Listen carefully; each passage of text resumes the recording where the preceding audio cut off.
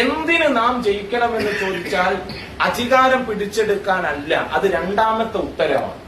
എന്തിന് നാം ജയിക്കണം ചോദിച്ചാൽ ആദ്യത്തെ ഉത്തരം നമുക്ക് ഈ കേരളത്തോട് പറയാനുള്ളത്, അത്തം 10 പൊന്നോണ പൂക്കളത്തിലേക്ക് മുല്ലയും പിച്ചയും ജമന്തിയും മന്ദാരവും തുമ്പയും തുളസിയും നുള്ളിയിടാൻ എല്ലാ മതക്കാരനുമുള്ള കേരളത്തെ നമുക്ക് സംരക്ഷിക്കണം. ഇബ്രാഹിം നബിയുടെ ത്യാഗസ്മരണ പുതുക്കുന്ന തിരുവരുന്നാളിൽ വയറ് നിറയെ ബിരിയാണി കഴിക്കുന്ന എല്ലാ മതക്കാരന്റെയും നാടായി കേരളത്തെ നമുക്ക് സംരക്ഷിക്കണം. മനുഷ്യന് വേണ്ടി മരക്കുരിശേറ്റിയ മഹാനുഭാവൻ ഉണ്ണിയേശു ജനിച്ച ഡിസംബർ 25 നക്ഷത്രം പുഞ്ചിരിക്കുന്ന സകല മതക്കാരന്റെയും വീട് വേണം. ഈ കറുത്ത റോഡിൽ ഒരാൾ വീണ് കഴിഞ്ഞാൽ നിസ്കാരത്തായമ്പുണ്ടോ, ഭസ്മക്കുറിയുണ്ടോ, കുരിശുമാലയുണ്ടോ നോക്കിയിട്ടാവരുത് ഓടിച്ചെന്നെടുക്കേണ്ടത്.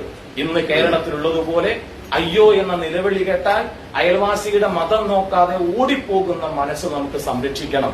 അത് സംരക്ഷിക്കണമെങ്കിൽ വർഗീയതയ്ക്ക് ഇടം കൊടുക്കാത്ത ഒരു നാടായി ഈ പാവന നാടിനെ സംരക്ഷിക്കണം.